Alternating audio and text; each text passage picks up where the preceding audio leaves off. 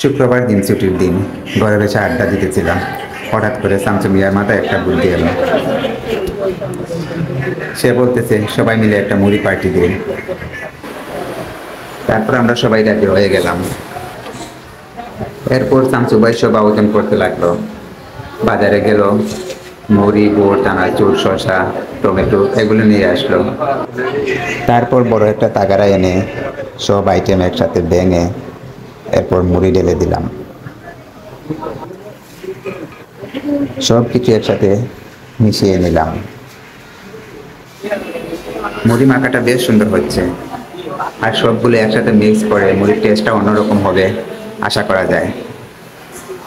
মাঝে মধ্যে এরকম আড্ডা দিলে ভালোই লাগে।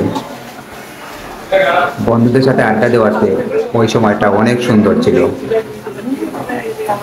আমরা সবাই একসাথে একটা সুন্দর মুহূর্ত উপভোগ করছি।